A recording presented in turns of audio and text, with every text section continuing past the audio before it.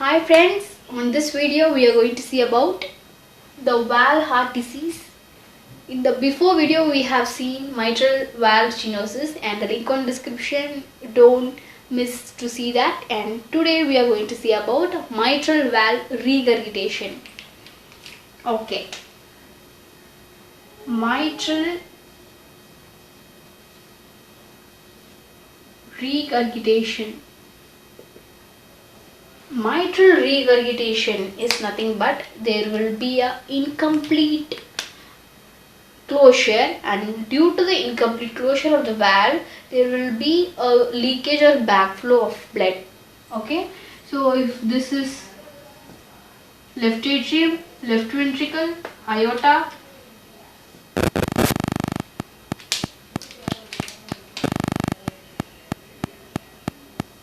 and here right atrium, right ventricle.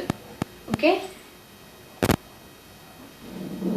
normally the mitral valve is present here between the left atrium and the left ventricle.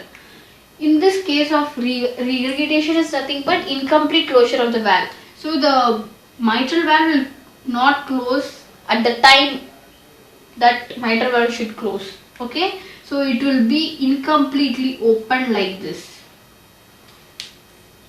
Okay, it will not close completely, and hence what happens, here is a lung which is present.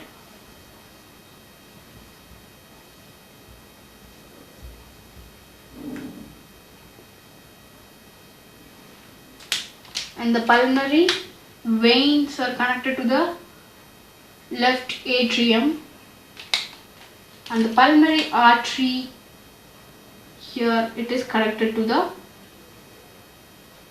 lungs. Okay, so this is the model. There is an incomplete closure of the mitral valve. So what happens, there will be a, if blood is here in the left atrium, left ventricle, mitral valve is incompletely closed and the blood flow will be in backwards.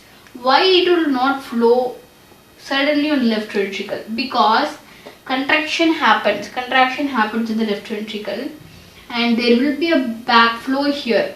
Okay, so due to this contraction, if left ventricle allows blood to fill them, they will move and it will move through the left atrium because the complete closure is not here. So there will be a backflow of the blood and it will move here. Okay, so due to that what happens, there will be a pulmonary congestion because similar to the mitral stenosis, the pathophysiology will be made here. Okay, so the pulmonary congestion happens, pulmonary hypertension happens because the backflow of the blood which causes oxygen and carbon dioxide exchange will be decreased and right heart failure will be take place. Okay, and coming to left ventricle, the left ventricle also get hypertrophied, but in some cases some amount of blood is only here. Okay, so it get atrophy. Okay, not hypertrophy, it get atrophy and there will be a decreased cardiac output, and what happens, there will be a decreased perfusion to the tissues. So this is a pathophysiology and mainly it is caused by congenital. Okay, any congenital heart disease or any rheumatic heart disease, and if any mitral valve prolapse have been there. Okay, mitral valve prolapse and Marfan syndrome. So due to this things, the mitral regurgitation can cause, and the symptoms will be same as mitral stenosis. There will be a breathlessness and cough, and fatigue will be there due to decreased cardiac output. Breathless and cough will be due to the pulmonary congestion, and there will be hemoptysis due to pulmonary hypertension and pulmonary congestion. and there will be a right heart failure.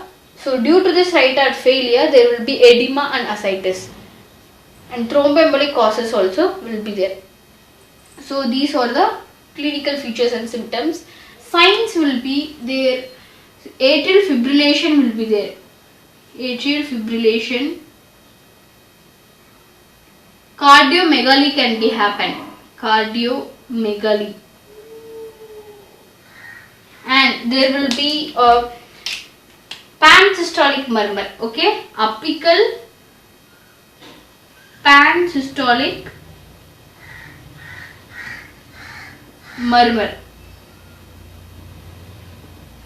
Okay, so these are the signs which can be seen in mitral valve regurgitation.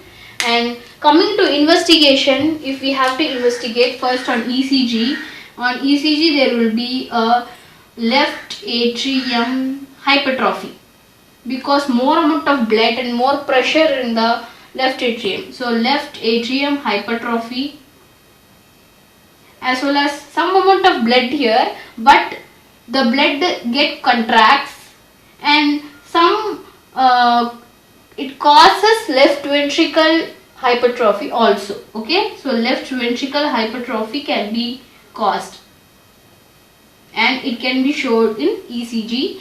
And in echo, there will be a dilation of left atrium and left ventricle. Dilation of left atrium and left ventricle. In X-ray, there will be a enlarged left atrium. Enlarged left atrium.